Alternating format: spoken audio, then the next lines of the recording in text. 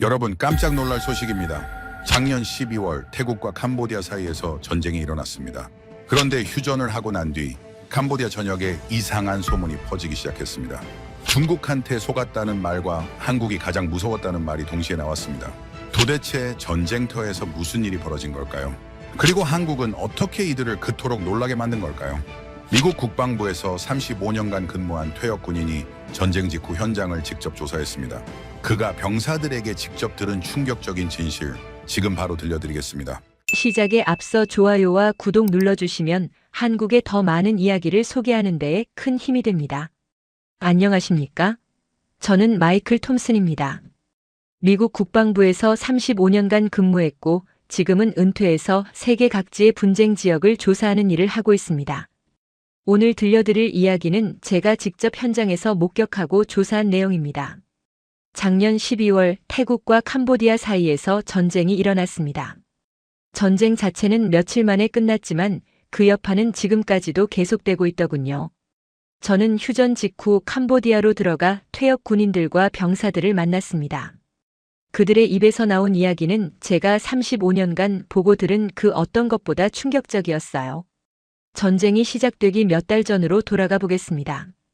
캄보디아 군부는 자신감으로 가득했습니다. 그럴 만한 이유가 있었지요. 지난 몇 년간 중국으로부터 엄청난 양의 최신 무기를 들여왔거든요. 제가 만난 한 캄보디아 전직 장교는 당시 분위기를 이렇게 설명했습니다. 당시 캄보디아가 들여온 무기 목록은 상당했습니다. 주력 전차만 해도 60대가 넘었고 방공 미사일 시스템도 여러 종류를 갖췄더군요.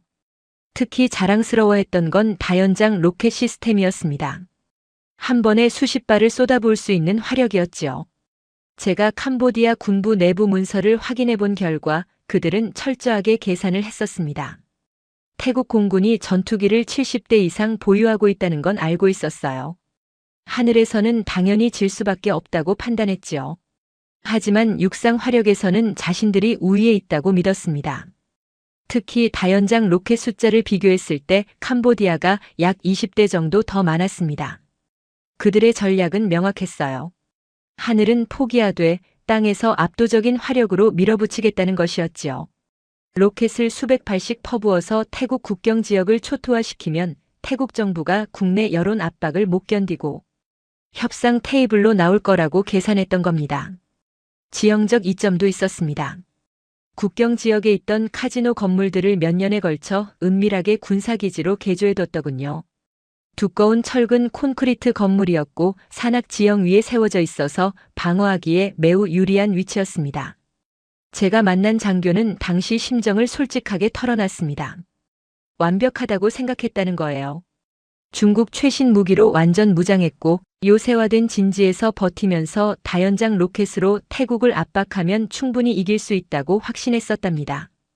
그런데 여기서 치명적인 실수가 있었습니다.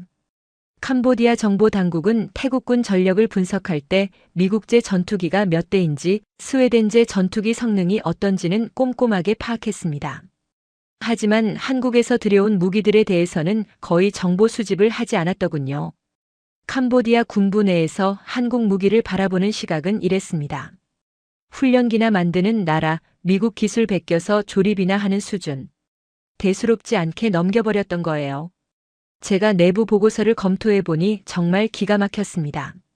한국이 개발한 정밀 유도 폭탄에 대해서는 한 줄도 기록이 없었어요. 비행기가 있다는 건 알았지만 그냥 조종사 가르치는 훈련기인 줄로만 알았지 실제 전투에 투입할 수 있는 공격기라는 사실은 전혀 파악하지 못했습니다. 태국 해군의 최강 전력인 호위함이 한국에서 건조된 최신형이라는 것도 몰랐더군요. 정보 실패였습니다. 완전한 정보 실패였어요. 옛날 중국 병법서에 나오는 말이 있지 않습니까? 적을 알고 나를 알면 100번 싸워도 위태롭지 않다고요. 캄보디아는 바로 이 기본 중의 기본을 어긴 겁니다. 자기네 무기만 보면서 자신감에 가득 차 있었지 정작 상대방이 어떤 무기를 갖고 있는지는 제대로 분석하지 않았던 거예요. 특히 한국 무기에 대해서는 완전히 무지한 상태로 전쟁에 뛰어들었습니다. 그 대가를 이제부터 톡톡히 치르게 되지요. 제가 인터뷰한 장교는 마지막으로 이런 말을 남겼습니다. 만약 한국 무기 성능을 전쟁 전에 미리 알았더라면 아마 전쟁을 시작하지 않았을 거라고요. 적어도 그런 방식으로는 절대 하지 않았을 거라는 겁니다. 그만큼 나중에 받은 충격이 어마어마했다는 뜻이었습니다. 전쟁은 캄보디아의 선제 공격으로 시작되었습니다. 새벽 시간대였어요. 국경 지역 정글 속에 숨겨뒀던 다연장 로켓 발사대들이 일제히 포구를 태국 쪽으로 돌렸습니다. 제가 나중에 만난 캄보디아 포병 출신 병사는 그 순간을 생생하게 기억하고 있더군요. 발사 버튼을 누르는 순간 수백 발의 로켓이 불꽃을 뿜으며 하늘로 치솟았다고 합니다. 병사들은 환호성을 질렀어요. 드디어 시작이다. 우리가 이기고 있다는 확신으로 가득했지요. 로켓들이 포물선을 그리며 태국 국경 마을로 날아갔고 멀리서 폭발음이 들려왔습니다. 실제로 태국 쪽에 상당한 피해가 발생했습니다. 여러 마을에 로켓이 떨어졌고 민간인 사상자가 났어요. 캄보디아 지휘부에 올라온 첫 전황 보고는 긍정적이었습니다. 공격 성공, 적측 혼란 상태, 아군 피해 없음. 장성들은 서로 악수를 나누며 축하했다고 하더군요. 그런데 바로 여기서 첫 번째 문제가 드러났습니다. 150km를 날아간다고 자랑하던 중국제 로켓이 실제로는 그 거리에 도달하지 못했던 거예요. 목표로 설정한 태국군 후방 기지까지 닿지 않고 중간에 떨어져 버렸습니다. 제가 만난 포병 장교는 당황스러웠다고 털어놨어요. 분명히 좌표를 정확하게 입력했는데 착탄 확인이 안 되는 겁니다. 나중에 확인해 보니 중국 측이 홍보할 때 말한 숫자는 이론상 최대 사거리였던 거예요. 모든 조건이 완벽할 때나 나올 수 있는 수치였지요. 실전 환경에서는 바람도 불고 습도도 높고 지형도 울퉁불퉁한데 그런 상황을 전혀 고려하지 않은 숫자였던 겁니다. 명중률은 더 심각했습니다. 정밀 유도 기능이 있다고 했지만 제대로 작동하지 않았어요. 군사기지를 겨냥했는데 몇 킬로미터나 빗나가서 빈 들판에 떨어지는 경우가 부지기수였습니다. 심지어 발사대에서 나가자마자 추락해버린 로켓도 있었다고 하더군요. 하지만 캄보디아 지휘부는 아직 여유가 있었습니다. 다연장 로켓이 원래 정밀도가 낮은 무기니까 어느 정도는 예상했던 일이라고 생각했던 거예요. 그들이 진짜 믿었던 건 방공 시스템이었습니다. 예상대로 태국 공군이 출격했다는 정보가 들어왔어요. 캄보디아 방공부대는 긴장하면서 레이더 화면을 주시했습니다. 곧 적기가 나타날 것이다. 화면에 점이 뜨는 순간 미사일을 발사한다. 병사들은 손에 땀을 쥐고 그 순간을 기다렸지요. 그런데 이상한 일이 벌어졌습니다. 레이더 화면에 아무것도 나타나지 않는 거예요. 제가 인터뷰한 방공부대 병사는 그때를 이렇게 회상했습니다. 분명히 적기가 출격했다는 정보는 받았는데 레이더에는 아무것도 안 잡혔다고요. 처음에는 거리가 멀어서 그런가 보다 싶었대요. 몇 분을 기다려도 화면은 깨끗했습니다. 그러다 갑자기 멀리서 엄청난 폭발음이 들렸어요. 고개를 돌려보니 산 쪽에서 거대한 불기둥이 치솟고 있었습니다. 캄보디아군이 임시 사령부로 쓰고 있던 카지노 건물이었어요. 8층짜리 콘크리트 건물의 한가운데가 뻥 뚫리면서 안에서부터 무너져 내렸습니다. 제가 나중에 생존자를 만나봤는데 그 장면을 잊을 수가 없다고 하더군요. 건물이 마치 느린 동작처럼 천천히 주저앉는 게 눈앞에 생생하게 보였다는 겁니다. 여기서 정말 이상한 점이 있었어요. 적 전투기 엔진 소리를 아무도 듣지 못했다는 겁니다. 상식적으로 생각해 보세요. 공중에서 폭격을 하려면 비행기가 목표물 근처까지 와야 하지 않습니까? 그러면 당연히 엔진 소리가 들려야 정상이에요. 전투기 소리가 얼마나 큰지 다들 아시잖아요. 그런데 아무 소리도 없었다는 겁니다. 하늘은 조용했는데 갑자기 건물이 폭발했어요. 병사들은 완전히 혼란에 빠졌지요. 처음에는 미사일 공격인가 생각했대요. 순항 미사일 같은 게 날아온 건가 하고요. 긴급 보고가 지휘부에 올라갔습니다. 사령부 건물 피격, 기능 완전 상실, 사상자 다수 발생. 그런데 보고서 마지막 줄에 이렇게 적혀 있었다고 해요. 공격 방식 현재로서는 불명. 이게 핵심이었습니다. 도대체 뭘로 맞은 건지 알 수가 없으니까 어떻게 대응해야 할지도 모르는 거예요. 적기가 접근했으면 레이더에 잡혔어야 하는데 화면에 아무것도 안 떴거든요. 미사일이 날아왔다면 발사 지점이 탐지됐어야 하는데 그것도 없었어요. 제가 만난 장교는 그때 심정을 솔직하게 말해줬습니다. 마치 유령한테 맞은 것 같았다고요. 보이지 않는 적한테 공격당하는 기분이었대요. 그날 밤 사령부 건물 안에 있던 캄보디아 군인 6명이 그 자리에서 목숨을 잃었습니다. 수십 명이 중경상을 입었고요. 튼튼한 철근 콘크리트 건물이 앙상한 뼈대만 남긴 채 무너져 내렸어요. 나중에 전문가들이 잔해를 조사했는데 충격적인 사실이 밝혀졌습니다. 폭탄이 건물 정중앙, 그러니까 엘리베이터, 통로가 지나가는 핵심 구조 부분을 정확하게 관통해서 내부에서 폭발한 거였어요. 고층 건물에서 엘리베이터 코어는 척추 같은 역할을 하거든요. 건물 전체 하중을 지탱하는 핵심이지요. 바로 그 급소를 정확하게 가격한 겁니다. 우연히 그 부분에 맞은 게 절대 아니었어요. 처음부터 노리고 정밀하게 타격한 거였습니다. 다음 날 아침 더 큰 충격이 캄보디아를 강타했습니다. 국경 지역에 있던 중요한 다리가 폭격당한 거예요. 이 다리는 캄보디아군이 최전선으로 무기와 탄약과 식량을 실어 나르는 거의 유일한 보급로였습니다. 이 다리가 끊기면 전선에 있는 부대들이 후방과 완전히 단절되는 거였지요. 처음 공격에서는 다리 차선 하나가 날아갔어요. 그래도 완전히 끊기지는 않았습니다. 나머지 차선으로 차량들이 아직 건널 수 있었거든요. 캄보디아 측에서 급하게 복구 작업을 시작하려던 참이었어요. 그런데 그날 저녁 두 번째 폭격이 왔습니다. 이번에는 다리 정중앙을 귀신같이 정확하게 타격했어요. 다리가 완전히 두 동강이 났습니다. 딱 두 번의 정밀 타격으로 캄보디아군 핵심 보급로가 완전히 절단된 거예요. 이때쯤 되니까 캄보디아군 사이에서 이상한 소문이 돌기 시작했습니다. 100km 밖에서 폭탄을 쏜다더라, 레이더에도 안 잡히고 소리도 안 나는데 갑자기 건물이 터진다더라. 처음에는 다들 말도 안 되는 헛소리라고 웃어넘겼대요. 100km면 엄청난 거리잖아요. 그 정도 떨어진 데서 폭탄을 던져서 건물 한가운데를 정확하게 맞춘다고요? 미사일도 아니고 폭탄인데요? 상식적으로 납득이 안 갔던 겁니다. 그런데 그 소문이 전부 사실이었습니다. 한국이 개발하고 제조한 정밀 유도 폭탄이었어요.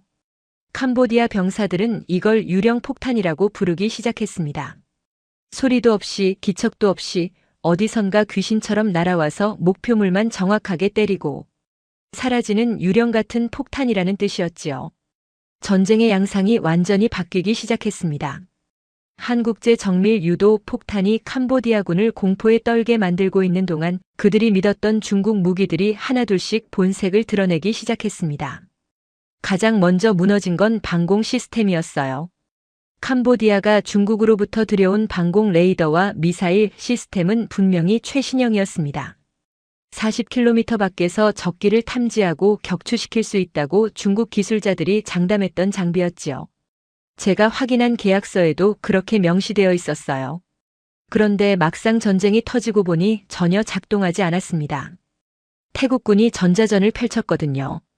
전자전이라는 게 쉽게 말하면 적의 레이더나 통신 장비를 전파 방해로 무력화시키는 겁니다. 현대전에서는 기본 중에 기본이에요. 어떤 군대든 당연히 상대방이 전자전을 펼칠 거라고 예상하고 대비책을 마련해둬야 합니다. 문제는 중국제 시스템이 이런 대비가 전혀 되어 있지 않았다는 거예요. 제가 만난 방공 부대 병사는 그때 상황을 생생하게 기억하고 있었습니다. 레이더 앞에 앉아서 화면을 보고 있었는데 갑자기 화면이 하얗게 변하면서 아무것도 안 보이기 시작했대요. 처음에는 고장인 줄 알고 이리저리 만져봤지만 소용이 없었다고 해요. 나중에 알고 보니 태국군이 강력한 방해 전파를 쏴서 레이더를 완전히 먹통으로 만들어버린 거였습니다. 중국 기술자들이 그렇게 자랑하던 최신 알고리즘은 아무 쓸모가 없었어요. 재밍 한 방에 그냥 바로 무력화되어 버리는 허술한 수준이었던 겁니다. 레이더가 눈이 멀어버리니까 미사일을 쏘고 싶어도 쏠 수가 없었습니다. 방공 미사일이라는 게 날아가는 동안 레이더가 계속 적기 위치 정보를 보내줘야 하거든요. 그래야 목표물을 추적할 수 있는 건데 레이더가 아무것도 못 보니까 미사일한테 줄 정보 자체가 없는 거예요. 결국 사거리 40km를 자랑하던 미사일이 전쟁 내내 단 한 발도 발사되지 못했습니다. 중국 측이 철벽 방공망이라고 큰 소리 치던 그 시스템이 실전에서는 종이처럼 뚫려버린 거였어요. 그런데 더 충격적인 사건이 터졌습니다. 중국제 전차의 포신 폭발 사고였어요. 아이러니하게도 이 사고는 태국 쪽에서 일어났습니다.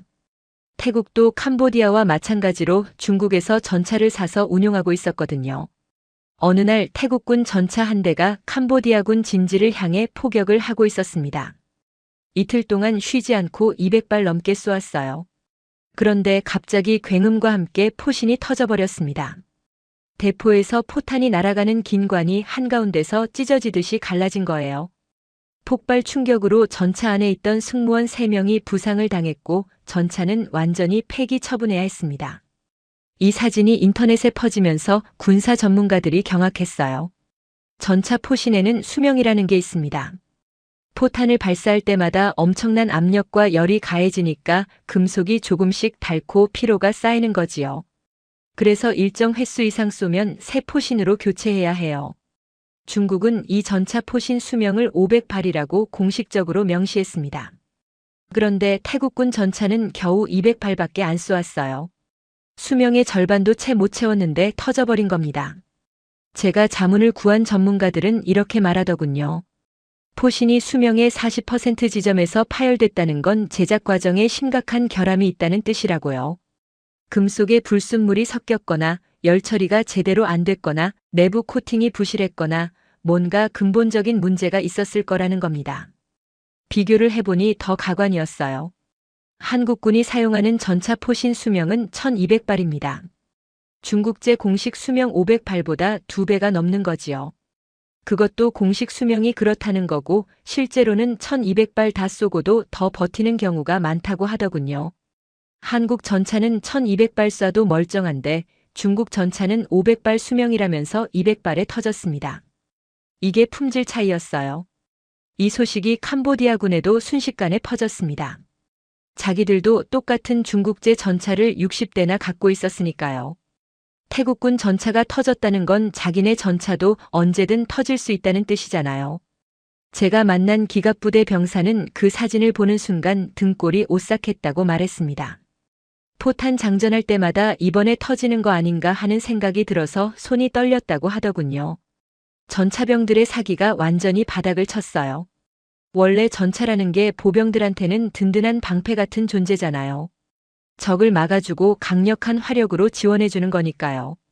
그런데 그 전차가 언제 폭발할지 모르는 시한폭탄이 되어버린 겁니다. 병사들 사이에서 이런 말이 돌기 시작했대요. 전차 옆에 있으면 오히려 더 위험하다. 전차가 터지면 주변에 있는 사람들도 같이 죽으니까 최대한 멀리 떨어져 있으라고 서로 경고했다는 겁니다. 포신 폭발 사건은 시작에 불과했습니다. 캄보디아군이 노획한 내부 문서를 보니 중국 무기에 대한 불만 보고가 수두룩하게 쌓여 있었어요. 어떤 부대에서는 방공 레이더가 멀쩡히 작동하다가 갑자기 스스로 꺼지는 현상이 반복됐다고 합니다. 기술병이 점검해봐도 원인을 모르겠고 다시 켜면 또 작동하다가 또 꺼지고 전투 중에 레이더가 혼자 꺼져버리면 어떻게 해야 합니까? 적기가 오는지 안 오는지도 모르는 채로 당해야 하는 거잖아요. 다른 부대에서는 미사일 발사 버튼을 눌렀는데 미사일이 안 나갔다는 보고도 있었어요. 시스템상으로는 발사 신호가 갔는데 미사일이 꿈쩍도 안 하더라는 겁니다.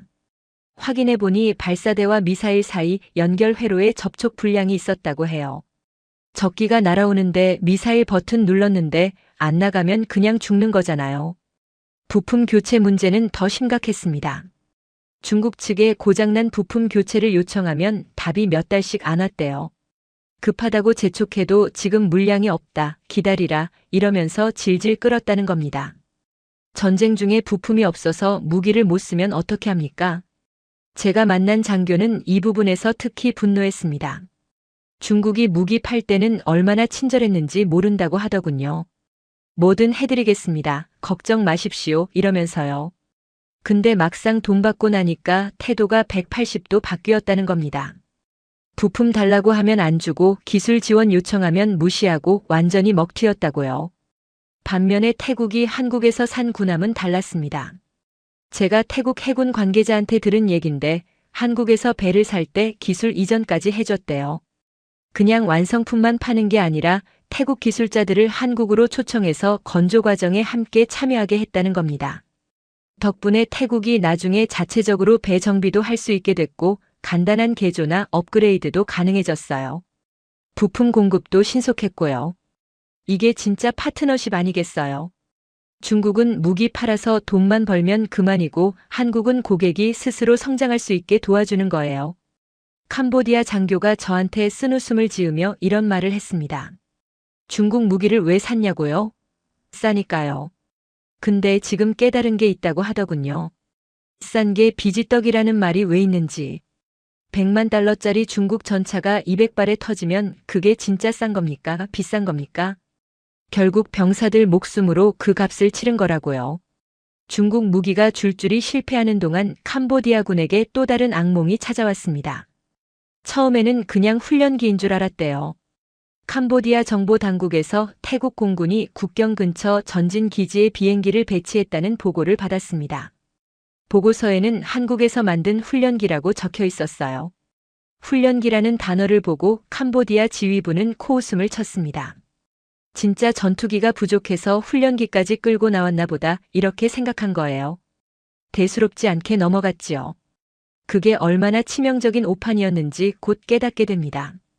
태국 공군의 전략은 영리했습니다. 최신 전투기는 1시간 비행하는 데 드는 비용이 엄청났거든요. 연료비, 정비비, 부품 교체비 이런 거 다 합치면 1,000만 원 가까이 들어가요. 24시간 내내 하늘에 띄워놓으려면 돈이 어마어마하게 깨지는 겁니다.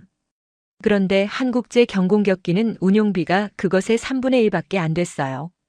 그러면서도 성능은 구형 전투기 못지않았습니다. 초음 속으로 날 수 있고 정밀 유도 무기를 장착할 수 있고 현대식 레이더도 갖추고 있었지요. 태국은 이걸 국경 바로 코앞에 있는 전진 기지에 배치했습니다. 거기서 국경까지는 비행시간이 채 10분도 안 걸렸어요. 캄보디아군이 뭔가 수상한 움직임을 보이면 즉시 출격할 수 있는 위치였던 겁니다. 결정적인 사건이 일어난 건 전쟁이 시작되고 며칠 후였습니다. 태국군 정찰 자산이 캄보디아 국경 근처 정글에서 수상한 움직임을 포착했어요. 다연장 로켓 발사대 3문이 발사 준비를 하고 있었습니다. 이 로켓들이 발사되면 또다시 태국 민간인들이 죽을 상황이었지요. 문제는 시간이었습니다. 대형 전투기를 출격시키려면 후방 기지에서 날아오는데 최소 20분은 걸렸어요. 그런데 로켓 발사는 5분이면 끝나거든요. 기다리다가는 이미 로켓이 발사된 후에 도착하게 되는 겁니다. 바로 그때 전진 기지에 대기하고 있던 경공격기 2대가 긴급 출격 명령을 받았습니다. 제가 나중에 확인한 기록에 따르면 조종사들이 비행기에 올라타고 엔진을 걸고 활주로를 달려서 이륙하고 목표 지점까지 도달하는 데 걸린 시간이 정확히 7분이었어요. 캄보디아군은 로켓 발사 준비를 막 끝내고 이제 발사 버튼을 누르려던 참이었습니다. 바로 그 순간이었지요. 하늘에서 굉음이 들려왔어요. 경공격기가 정글 위를 저공으로 휩쓸고 지나간 겁니다. 갑자기 나타난 전투기를 본 캄보디아 병사들은 혼비백산에서 사방으로 흩어져 달아났습니다. 로켓 발사대는 그 자리에 덩그러니 버려졌어요. 나중에 태국군 특수부대가 현장을 확보했는데 로켓에 이미 발사 좌표가 입력되어 있었다고 합니다. 어디를 겨냥하고 있었는지 확인해 보니 태국 국경 마을 주거 지역이었어요. 하마터면 또 수십 명의 민간인이 목숨을 잃을 뻔했던 걸 훈련기라고 무시당하던 비행기가 막아낸 겁니다. 이 사건 이후로 캄보디아군 사이에서 인식이 완전히 바뀌었습니다. 제가 만난 병사는 이렇게 말하더군요.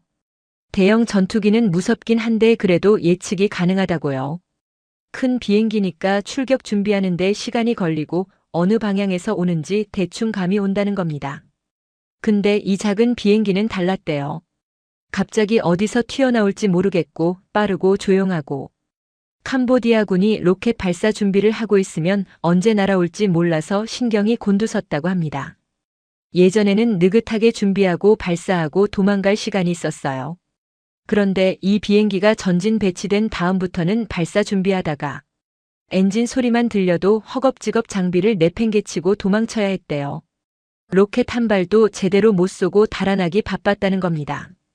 더 놀라운 건 이 비행기가 전 세계적으로 엄청나게 잘 팔리고 있다는 사실이었습니다.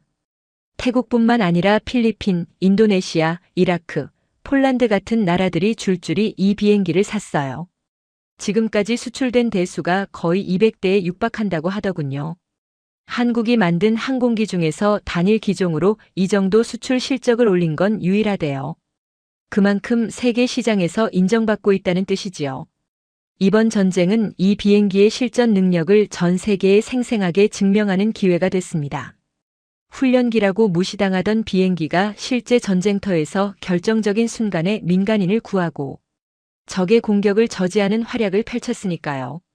제가 들은 바로는 이 소식이 퍼진 후에 구매를 문의하는 나라가 부쩍 늘었다고 합니다. 특히 동남아시아랑 중동 쪽에서 관심이 높대요. 가격은 합리적인데 성능은 실전에서 검증됐으니 당연히 관심이 쏠릴 수밖에 없겠지요. 캄보디아 병사들은 이 비행기에 특별한 별명을 붙였습니다. 유령 전투기라고요. 정밀 유도 폭탄을 유령 폭탄이라고 부른 것처럼 이 비행기도 유령처럼 갑자기 나타났다 사라진다고 해서 붙인 이름이었어요. 하늘에서 정밀 유도 폭탄이랑 경공격기가 캄보디아군을 압박하고 있는 동안 바다에서는 또 다른 재앙이 기다리고 있었습니다. 정밀 유도 폭탄이 캄보디아군의 육상 보급로인 중요한 다리를 끊어버렸다는 건 앞서 말씀드렸지요. 트럭으로 무기와 탄약과 식량을 전선으로 보내는 게 불가능해진 겁니다. 그러면 이제 남은 보급 통로가 어디겠습니까? 바다밖에 없는 거예요. 캄보디아 남쪽에 항구 도시가 하나 있습니다. 이게 캄보디아가 가진 유일한 대형 항구였어요. 중국에서 보내주는 무기와 탄약과 연료가 전부 배에 실려서 이 항구로 들어오고 거기서 트럭에 옮겨 실어서 전선으로 보내는 루트였지요. 육상 보급로가 끊겼으니까 이 해상 루트가 캄보디아군의 유일한 생명줄이 된 겁니다. 태국 해군이 바로 이걸 노렸습니다. 작전에 투입된 배는 단 한 척이었어요. 한국에서 건조된 호위함이었습니다. 제가 캄보디아 해군 출신 장교를 만났는데 이 사람이 그 배에 대해서 정말 충격적인 말을 하더군요. 괴물이었다고요. 배 한 척이 자기네 해군 전체를 상대로 바다를 막았다는 겁니다. 이 배가 어떤 배인지 설명을 좀 드려야겠습니다. 길이가 124m 정도 됐어요. 축구장 길이가 보통 105m니까 그보다 좀 더 긴 거지요. 승조원이 140명 정도 타고 최신 무장이 빼곡하게 실려 있었습니다. 적 비행기나 미사일을 요격할 수 있는 대공 미사일이 있고 적 군함을 타격하는 대함 미사일이 있고 잠수함을 공격하는 어뢰도 있고 지상 목표물을 때리는 함포도 있었어요. 만능 전투함이었던 겁니다. 특히 레이더랑 전투 시스템이 뛰어났습니다. 동시에 여러 개의 목표물을 탐지하고 추적하면서 위협 순위를 자동으로 계산해서 대응하는 능력을 갖추고 있었어요. 적 전투기가 날아오든 미사일이 날아오든 적 함정이 접근하든 전부 다 잡아서 요격하거나 공격할 수 있었던 겁니다. 반면에 캄보디아 해군이 뭘 갖고 있었냐면요. 솔직히 비교 자체가 민망한 수준이었습니다. 소형 경비정 몇 척이 전부였거든요. 배수량 몇백 톤짜리 조그만 배들이었어요. 태국 호위함 한 척이 3,000톤인데 캄보디아 해군 배들을 전부 합쳐도 그것보다 작았을 겁니다. 화력 차이는 말할 것도 없었고요. 제가 만난 캄보디아 해군 장교는 솔직하게 털어놨습니다. 처음부터 바다에서 싸울 생각이 없었다고요. 상대가 안 되니까요. 그냥 항구에 배를 묶어두고 최대한 숨어 있으려고 했대요. 나가면 격침당하는 게 뻔했으니까요. 근데 문제는 자기들이 안 나가도 상대방이 들어온다는 거였습니다. 태국 호위함이 캄보디아 항구로 향하는 주요 항로에 딱 버티고 섰어요. 그리고 지나가는 선박들을 하나하나 전부 검문하기 시작했습니다. 캄보디아 국적 선박이든 제3국 국적 선박이든 상관없이 일단 다 세웠어요. 어디서 왔나, 어디로 가나, 뭘 싣고 있나, 화물칸을 열어봐라. 이렇게 꼼꼼하게 확인하고 무기나 탄약 같은 군수 물자가 발견되면 즉시 압류하거나 돌려보냈습니다. 캄보디아 정부가 격렬하게 항의했어요. 이건 명백한 국제법 위반이다. 공해상에서 다른 나라 선박을 멋대로 세우고 검문할 권리가 어디 있냐고요. 그런데 태국 측 논리도 있었습니다. 전시 상황에서 교전국으로 들어가는 군수 물자 수송을 차단하는 건 국제법상 허용되는 교전 행위라는 거였지요. 실제로 국제법에 그런 조항이 있긴 해요. 해석의 여지가 있어서 나중에 법적 분쟁이 생길 수도 있겠지만 일단 전쟁이 끝나야 그런 논의도 하는 거잖아요. 당장은 태국 해군이 바다를 완전히 장악한 상태였습니다. 캄보디아 해군이 이걸 막으려고 나섰을까요? 장교가 쓴웃음을 지으면서 말하더군요. 나가서 뭘 하냐고요. 항구를 나서는 순간 격침당할 텐데. 그 호위함 한 척의 화력이 자기네 해군 전체보다 강하다는 겁니다. 나가면 죽는 거니까 그냥 항구에 처박혀서 지켜보는 수밖에 없었대요. 해상 봉쇄가 본격적으로 시작되고 며칠이 지나자 효과가 바로 나타났습니다. 캄보디아 전선에서 물자 부족 현상이 심각해지기 시작한 거예요. 원래 중국에서 배로 보내주는 탄약이랑 연료로 버티고 있었는데 그게 바다에서 막히니까 보급이 뚝 끊긴 겁니다. 제가 만난 최전선 병사가 그때 상황을 생생하게 기억하고 있었습니다. 처음 며칠은 괜찮았대요. 비축해둔 물자가 있었으니까요. 근데 보급 트럭이 안 오기 시작하면서 상황이 급격히 나빠졌다고 합니다. 사흘째부터 식사가 줄었어요. 하루 3끼에서 2끼로, 2끼에서 1끼로. 나중에는 라면 한 봉지를 동료 3명이 나눠 먹어야 했대요. 탄약 부족은 더 심각했습니다. 다연장 로켓을 쏘고 싶어도 쏠 로켓탄이 없는 상황이 됐어요. 처음에 그렇게 자신있게 쏴대던 로켓 발사대가 재고가 바닥나니까 그냥 고철 덩어리가 되어버린 겁니다. 소총탄도 부족해지기 시작했어요. 병사 1인당 30발밖에 안 남았다고 하더군요. 보통 전투 한 번 하면 수백 발은 쓰거든요. 30발이면 제대로 된 교전 한 번 하면 끝이에요. 지휘관이 아껴 쓰라고 신신당부했지만 적이 쳐들어오면 어떻게 아낍니까? 연료 상황은 더 절망적이었습니다. 전차든 트럭이든 장갑차든 연료가 있어야 움직이잖아요. 캄보디아는 산유국이 아니라서 연료를 전부 수입에 의존했거든요. 해상 봉쇄로 연료 수입이 막히니까 기갑부대가 꼼짝을 못하게 됐습니다. 중국에서 사들인 전차가 60대나 있었는데 기름이 없어서 그냥 정글에 세워둘 수밖에 없었어요. 기름 떨어진 전차가 뭘 할 수 있겠습니까?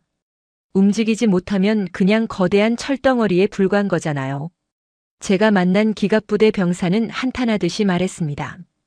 전차가 60대 있으면 뭐 하냐고요. 기름이 없는데. 움직일 수 있는 게 10대도 안 됐다고 합니다. 나머지는 그냥 정글에 주차해놓고 위장망 덮어놓은 상태였대요. 적이 쳐들어오면 어쩌냐고요? 할 수 있는 게 없었다고 합니다. 전차에서 내려서 도망가야지요. 더 한심한 건 그 전차들이 어차피 제대로 작동했을지도 의문이라는 거예요. 포신이 200발에 터지는 전차를 누가 믿고 탑니까? 연료가 있어도 무서워서 못 탔을 거라고 하더군요. 육상 보급로는 정밀 유도 폭탄이 끊었고 해상 보급로는 한국산 호위함이 막았습니다. 하늘에서는 정밀 유도 폭탄이랑 경공격기가 쉴 새 없이 공격하고 사면 초가라는 말이 딱 맞는 상황이었어요. 캄보디아 장교가 그때 심정을 이렇게 표현하더군요. 완전히 포위당한 기분이었다고요. 땅으로도 못 받고 바다로도 못 받고 하늘에서는 계속 맞고 자기들이 가진 중국 무기는 하나도 제대로 안 되는데 적들은 한국 무기로 조여오고 있었다는 겁니다. 그때 확실히 깨달았다고 합니다. 처음부터 잘못된 선택을 한 거구나. 중국을 믿은 게 실수였구나. 보급이 끊기면서 캄보디아 최전선 부대에 끔찍한 일들이 벌어지기 시작했습니다. 제가 인터뷰한 병사들 얘기를 듣고 있자니 정말 마음이 안 좋더군요. 전쟁의 참혹함이 느껴졌어요. 한 병사는 배고픔이 제일 힘들었다고 말했습니다. 이틀째 라면 국물만 마시고 버텼는데 그것마저 떨어지니까 진짜 미칠 것 같았대요. 풀을 뜯어먹을까 진지하게 고민했다고 하더군요. 군인이 풀을 먹는다니 웃기지 않습니까? 근데 그때는 웃을 수 있는 상황이 아니었다는 겁니다. 물 문제도 심각했어요. 정글에서 물 구하는 게 얼마나 힘든지 아십니까? 개천물을 떠다 마시니까 설사병이 돌았대요. 동료 절반이 배탈 났다고 합니다. 약도 없고 의무병도 없고 그냥 누워서 끙끙 앓는 거예요. 그러다 체력이 떨어지면 움직이지도 못하고요. 탄약 부족으로 전투력 자체가 무력화된 부대도 많았습니다.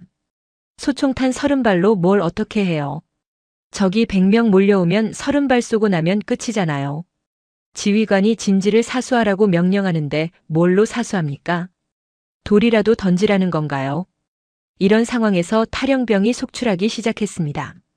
밤에 몰래 부대를 빠져나가서 고향으로 도망치는 병사들이 하루에도 몇 명씩 생겼대요. 처음에는 헌병대가 잡아다가 처벌했지만 나중에는 너무 많아져서 손을 쓸 수가 없었다고 합니다. 잡아도 계속 도망가니까요. 한 병사가 저한테 솔직하게 말하더군요. 자기도 도망칠까 수백 번은 생각했대요. 이렇게 굶어 죽느니 차라리 도망가다 잡혀서 총살당하는 게 나을 것 같았다고요. 근데 고향까지 거리가 너무 멀었다는 겁니다. 정글을 며칠을 걸어야 하는데 밥도 못 먹은 상태로 그걸 버틸 자신이 없었대요. 그래서 그냥 여기서 적한테 항복하는 게 더 나을 것 같았다고 합니다. 지휘관들도 마찬가지였어요. 부하들을 버리고 혼자 도망친 장교도 있었다고 합니다. 아침에 일어나 보니까 소대장이 없더라는 거예요. 밤새 짐 싸서 도망간 거지요. 그러면 남은 병사들은 어떻게 합니까? 지휘관 없이 뭘 어떻게 해야 할지 모르는 상태로 방치되는 거잖아요. 어떤 부대는 아예 통째로 항복했다고 합니다. 지휘관이 병사들을 모아놓고 말했대요. 더 이상 싸울 수가 없다. 탄약도 없고 밥도 없고 지원군도 안 온다. 여기서 다 죽느니 항복하자고요. 그래서 백기를 들고 나갔답니다. 태국군한테 잡혀가는 게 굶어 죽는 것보다 낫다고 판단한 거예요. 이런 상황에서 병사들 사이에 중국에 대한 원망이 폭발했습니다. 제가 인터뷰한 거의 모든 병사가 중국 욕을 하더군요. 정말 신랄했어요. 한 병사는 이렇게 말했습니다. 중국이 사기를 쳤다고요. 세계 최고 무기라고 해놓고 막상 쓰니까 다 고장이잖냐고요. 미사일은 안 나가고 레이더는 먹통이고 전차는 터지고 자기들이 그 무기를 믿고 전쟁을 시작했는데 전부 다 엉터리였다는 겁니다. 중국 때문에 동료들이 죽었다고 했어요. 또 다른 병사는 더 직접적으로 말하더군요. 중국 무기 팔러 온 사람들이 얼마나 큰 소리를 쳤는지 모른다고요. 태국 따위는 일주일이면 끝난다고 했대요. 자기네 무기 성능이면 충분히 이긴다고요. 근데 결과가 뭡니까? 일주일은커녕 며칠 만에 자기들이 박살났잖아요. 그 사람들 말만 믿은 지휘관들도 바보지만 애초에 거짓말한 중국이 제일 나쁘다고 하더군요. 장교 출신도 비슷한 얘기를 했습니다. 중국한테 완전히 속았다고요. 무기 살 때는 그렇게 좋은 말만 해놓고 막상 전쟁 터지니까 지원도 안 해준대요. 부품 달라고 연락했는데 답도 없었다고 합니다. 팔 때는 언제든 도와주겠다더니 정작 필요할 때는 나 몰라라 한다는 거예요. 앞으로 절대 중국 무기 안 산다고 했습니다. 이런 분위기가 퍼지면서 병사들 사이에 한국 무기에 대한 이야기도 많이 돌았대요. 적군이 쓰는 무기인데도 병사들이 감탄을 하더라는 겁니다. 한 병사가 이렇게 말하더군요. 자기들이 쓰는 중국 무기는 하나도 안 되는데 적들이 쓰는 한국 무기는 귀신같이 맞더라고요. 100km 밖에서 건물 한가운데를 때리고 훈련기가 7분 만에 날아와서 작전을 망치고 군함 한 척이 바다를 막아서 보급을 끊고 왜 한국 무기는 저렇게 잘 되고 중국 무기는 저 모양인지 원망스럽더라는 겁니다. 또 다른 병사는 이런 말을 했어요. 적이지만 인정할 수밖에 없었다고요. 한국 무기가 진짜 대단하더라고요. 자기들이 어디 숨어도 찾아내서 때리고 뭘 해도 막히고 전쟁이 아니라 일방적으로 두들겨 맞는 느낌이었대요. 나중에 알고 보니까 태국이 쓴 핵심 무기들이 전부 한국에서 만든 거더라고요. 한국이 이렇게 무기를 잘 만드는 나라인지 그때 처음 알았다고 합니다. 이 병사가 저한테 마지막으로 한 말이 인상적이었어요. 솔직히 자기들도 한국 무기 쓰고 싶었대요. 중국 무기 말고요. 근데 이미 늦었잖냐고요. 전쟁은 시작됐고 자기들은 중국 무기밖에 없었고 처음부터 잘못된 선택을 한 거라고 했습니다. 중국을 믿은 게 화근이었다고요. 굶주림과 공포와 배신감이 겹치면서 캄보디아군은 완전히 무너졌습니다. 더 이상 조직적인 저항이 불가능한 상태가 됐어요. 결국 개전 후 불과 며칠 만에 휴전 협상에 나설 수밖에 없었습니다.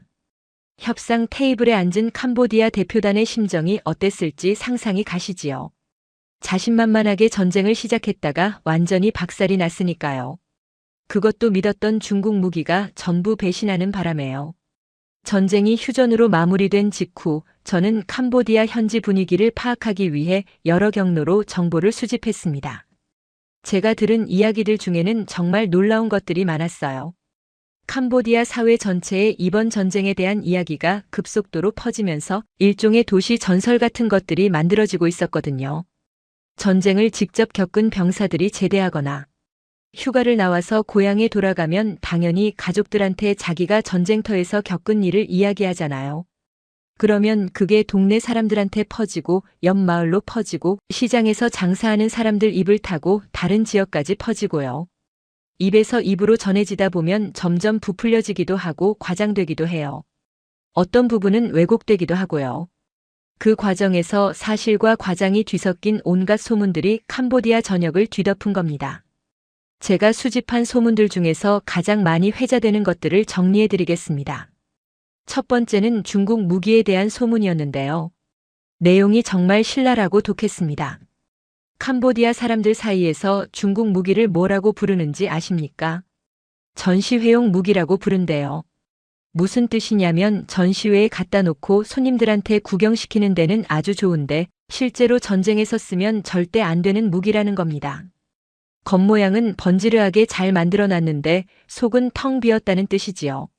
중국 무기 전시회에 가보면 정말 그럴듯하게 만들어 놨거든요. 최신 전차도 있고 전투기도 있고 미사일도 있고 옆에 스펙 적힌 팻말 세워놓고 홍보 영상 틀어놓으면 대단해 보여요. 근데 그게 진짜 성능이 아니었다는 게 이번에 드러난 거지요. 캄보디아에서 이런 블랙 유머도 돌고 있었습니다. 중국 전차 타려면 유서부터 써라. 왜냐하면 200발 쏘면 포신이 터지니까 언제 죽을지 모르거든요. 중국 미사일 쏘려면 기도부터 해라. 발사 버튼 눌러도 나갈지 안 나갈지 하늘만 아니까요. 중국 레이더 켜면 눈 감아라. 어차피 적이 와도 안 보이니까 보나 마나라는 거예요. 웃기면서도 씁쓸한 농담들이에요. 왜냐하면 이게 그냥 농담이 아니라 실제로 일어난 일들을 풍자한 거거든요.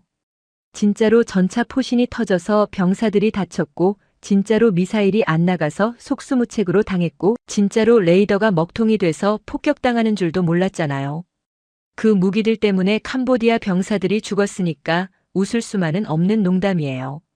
두 번째 소문은 한국 무기에 대한 건데 이건 공포에 가까운 경외심이 담겨 있었습니다.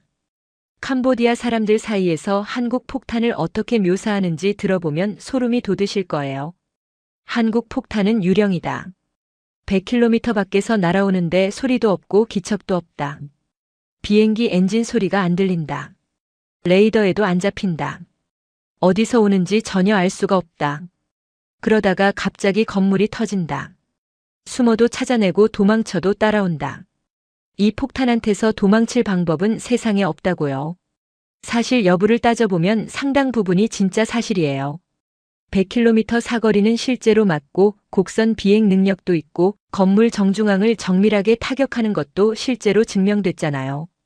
다만 숨어도 찾아내고 도망쳐도 따라온다는 부분은 좀 과장된 거예요. 이 폭탄이 스스로 목표물을 추적하는 인공지능은 아니거든요. 사전에 좌표를 입력해줘야 그 좌표를 향해 날아가는 겁니다.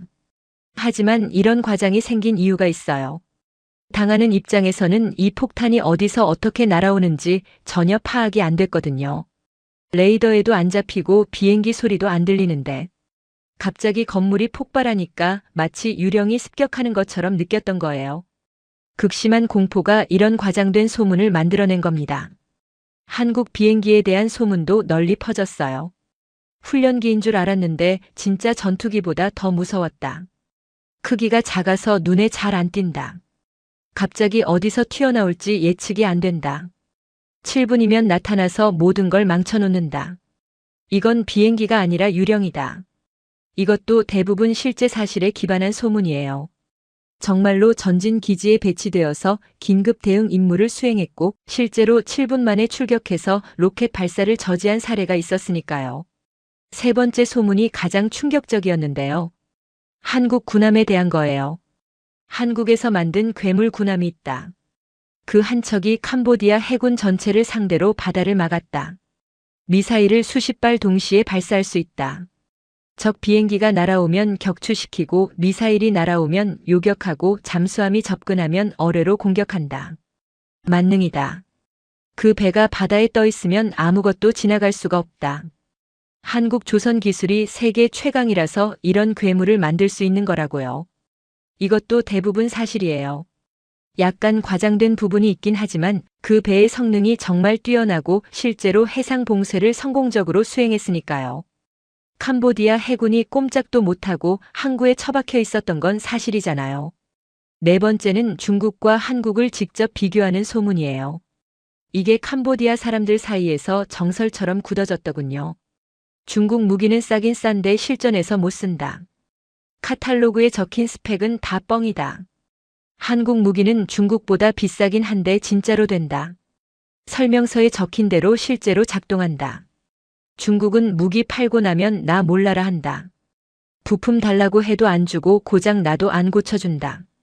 한국은 다르다. 기술 이전도 해주고 부품도 제때 보내주고 관리도 잘해준다. 앞으로 무기 사려면 절대 중국한테 사면 안 된다. 한국이나 다른 나라한테 사야 한다.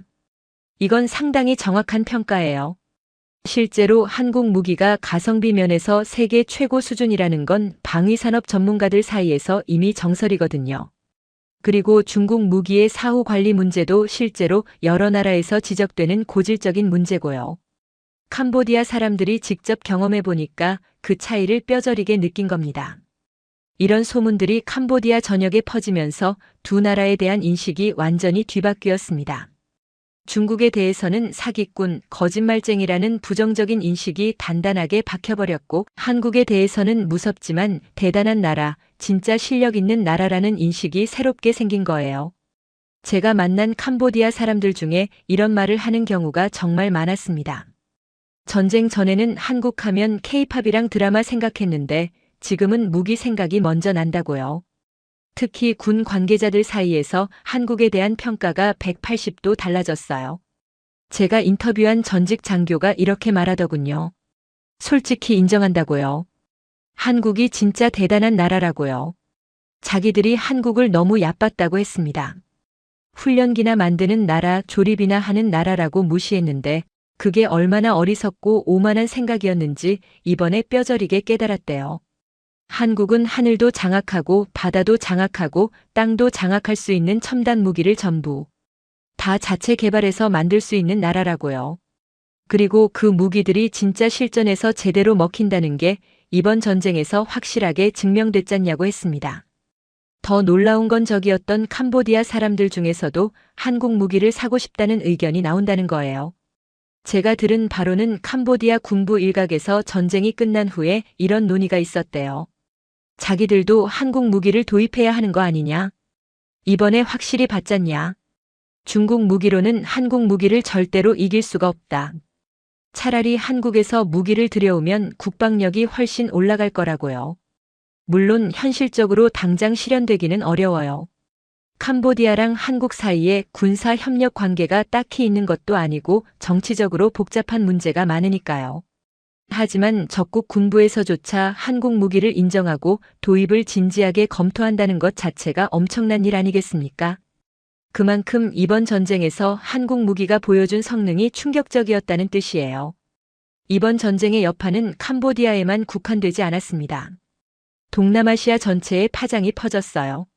주변 나라들이 이 전쟁을 아주 관심 있게 지켜봤거든요. 필리핀, 말레이시아, 인도네시아, 베트남 같은 나라들이요. 왜냐하면 이 나라들도 비슷한 고민을 갖고 있었으니까요. 미국 무기는 너무 비싸서 예산이 안 되고 중국 무기는 싸긴 한데 성능이 의심스럽고 러시아 무기는 우크라이나 전쟁 때문에 공급이 불안정하고 이런 상황에서 한국 무기가 가성비 최고라는 게 실전으로 확실하게 증명됐으니까 당연히 관심이 쏠릴 수밖에 없었지요. 실제로 전쟁 이후에 한국 무기 도입 문의가 급증했다고 합니다. 필리핀은 경공격기를 추가로 더 사기로 했고 차세대 전투기에도 관심을 보이고 있어요. 말레이시아도 경공격기 18대를 주문했고요. 베트남은 자주포를 계약했습니다. 인도네시아는 잠수함을 한국에서 사기로 했어요. 동남아시아 무기 시장에서 한국의 존재감이 급격하게 커지고 있는 겁니다. 반면에 중국은 이번 전쟁으로 엄청난 타격을 입었어요. 중국 무기가 실전에서 이렇게 처참하게 실패하는 모습이 전 세계에 생중계된 셈이니까요. 방공망은 종이처럼 뚫렸고 전차 포신은 터졌고 로켓은 맞지도 않았고요. 홍콩 언론에서 이번 전쟁을 분석하는 기사를 냈는데 동남아시아 무기 시장에서 중국 점유율이 몇 년 전에는 40% 가까이 됐는데 지금은 29%로 떨어졌고 이번 전쟁 이후에는 20% 밑으로 내려갈 거라는 전망을 내놨어요. 그 빈자리를 한국이 채우고 있다고요. 중국 방위 산업의 황금기가 저물고 있고 한국 방위 산업의 전성기가 열리고 있다는 분석이었습니다. 저는 35년 동안 미국 국방부에서 전 세계 군사 정세를 분석해 왔습니다. 이번처럼 한나라 무기의 민낯이 이렇게 적나라하게 드러난 경우는 정말 드물었어요. 전쟁이라는 게 결국 무기의 진짜 성능을 검증하는 가장 확실한 시험대거든요. 아무리 전시회에서 멋지게 보여줘도 아무리 카탈로그에 좋은 숫자를 적어놔도 실전에서 안 되면 아무 소용이 없어요. 이번 전쟁이 바로 그걸 증명해버렸습니다. 중국 입장에서는 악몽 같은 전쟁이었을 겁니다. 수십 년 동안 공들여 쌓아온 방위 산업 이미지가 단 며칠 만에 와르르 무너져 내렸으니까요. 중국이 그동안 무기를 팔 때 어떤 논리를 썼냐면 성능은 미국 것과 거의 비슷한데 가격은 절반밖에 안 된다. 가성비 최고다. 똑같은 돈으로 2배 더 많이 무장할 수 있다. 이렇게 홍보했거든요. 개발도상국들 입장에서는 솔깃할 수밖에 없는 제안이었지요. 근데 문제는 이 무기들이 실전에서 제대로 검증된 적이 거의 없었다는 거예요. 중국이 직접 참전한 대규모 전쟁이 한참 전 이후로 없었잖아요. 그러니까 중국 무기 성능이 진짜로 어느 정도인지 객관적으로 아는 사람이 아무도 없었던 겁니다. 전시회에서 보여주는 번지르한 스펙이랑 화려한 홍보 영상만 믿고 산 거지요. 이번 전쟁에서 그 실체가 온 세상에 만천하에 드러났습니다.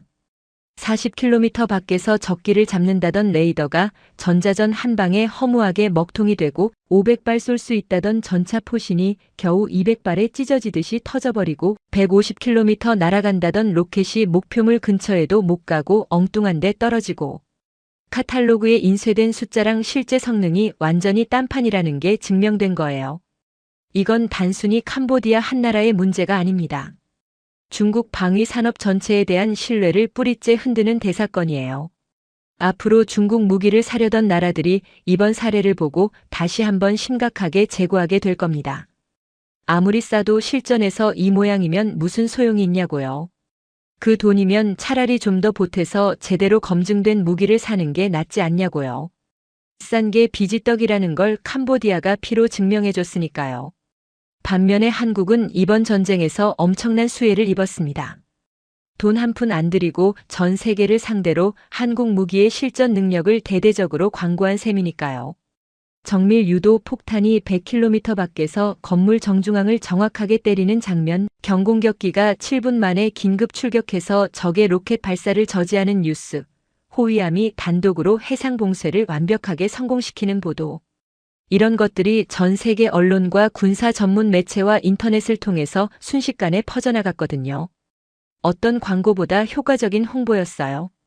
왜냐하면 이건 실전 기록이니까요. 전시회에서 틀어주는 컴퓨터 그래픽 영상이 아니라 진짜 전쟁터에서 피 흘리며 검증된 결과잖아요. 이보다 더 확실하고 신뢰할 수 있는 증거가 세상에 어디 있겠습니까? 제가 개인적으로 주목하는 건 한국 방위 산업의 시장 포지셔닝이에요. 한국 무기가 정말 좋은 자리를 딱 잡았거든요. 미국이나 유럽 무기처럼 세계 최첨단은 아니에요. 하지만 그런 최첨단 무기들보다 가격이 훨씬 싸요. 절반에서 3분의 1 수준이에요. 중국 무기처럼 바닥을 기는 저가는 아니에요. 중국보다는 확실히 비싸요. 하지만 성능이 실전에서 확실하게 검증됐어요. 카탈로그에 적힌 대로 진짜 작동한다는 게 증명됐어요. 가격과 성능 사이에서 가장 좋은 균형, 가장 매력적인 지점을 정확하게 찾은 거예요. 중진국들 입장에서는 이게 가장 현실적이고 합리적인 선택지입니다. 미국 무기는 너무 비싸서 예산이 안 되고 중국 무기는 싸긴 싼데 이번에 보니까 성능이 불안하고 그 사이에서 한국 무기가 딱 좋은 대안으로 떠오른 거지요. 그리고 한국의 또 다른 결정적인 강점이 뭐냐면 미국 무기 체계랑 호환이 잘 된다는 거예요. 정밀 유도 폭탄이 미국제 전투기에 바로 장착되잖아요. 별도의 개조 없이 그냥 달면 되는 거예요. 미국 동맹국들 입장에서는 이게 엄청난 장점이에요. 기존에 갖고 있는 미국 무기랑 섞어서 같이 운용할 수 있으니까요. 중국이나 러시아 무기를 사면 체계가 안 맞아서 완전히 별도로 운용해야 하는데 한국 무기는 그런 골치 아픈 문제가 없어요. 저는 앞으로 미국이 한국 방위 산업을 더 적극적으로 지원하고 밀어줄 거라고 봅니다. 미국 입장에서도 동맹국들이 중국이나 러시아 무기 사는 것보다는 한국 무기 사는 게 훨씬 낫거든요. 어차피 미국 것 살 예산이 안 되는 나라들이면 차선책으로 한국 것이라도 사서 서방 진영, 미국 편에 붙어 있는 게 전략적으로 이익이잖아요. 미국이 필리핀이나 태국 같은 동맹국들한테 한국 무기 도입을 은근히 권장하고 있다는 얘기도 들려요. 이번 전쟁을 통해서 제가 내린 결론은 명확합니다. 무기는 가격이 아니라 성능으로 평가해야 한다는 거예요. 비싼 게 비지떡이라는 옛말이 절대로 틀린 게 아닙니다. 캄보디아가 중국 무기 사느라 투자한 돈이 수억 달러, 우리 돈으로 수천억 원은 됐을 텐데 정작 전쟁에서는 아무런 쓸모가 없었잖아요. 그 어마어마한 돈을 그냥 허공에 날린 거나 다름없어요. 아니, 돈만 날린 게 아니라 젊은 병사들 목숨까지 함께 잃었어요. 차라리 처음부터 좀 더 돈을 들여서 제대로 검증된 무기를 샀으면 이 지경까지는 안 됐을 겁니다. 제가 인터뷰한 캄보디아 장교가 마지막에 저한테 이런 말을 남겼습니다. 이번 전쟁에서 뼈 아프게 배운 교훈이 두 가지 있다고요. 첫째, 중국을 믿지 마라. 둘째, 한국을 적으로 만들지 마라. 중국 무기는 완전한 사기였고 한국 무기는 진짜 중에 진짜였다고 합니다.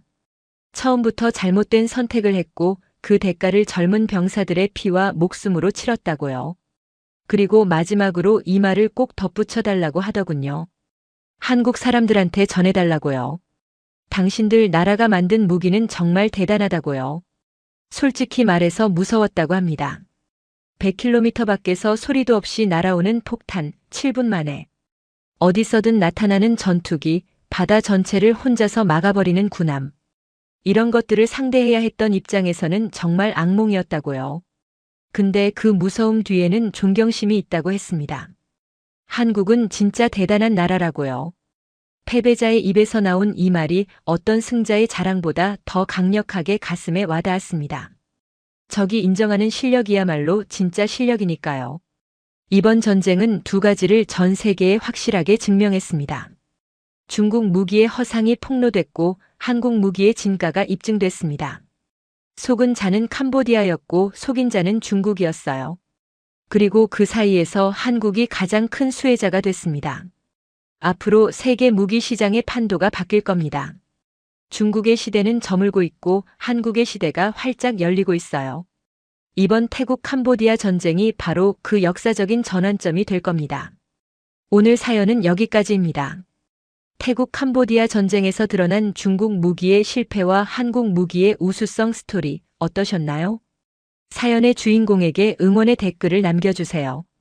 지금까지 감동정거장에서 사연 전해드렸습니다. 사연이 마음에 드셨다면 좋아요와 구독 부탁드립니다. 시청해주셔서 감사합니다.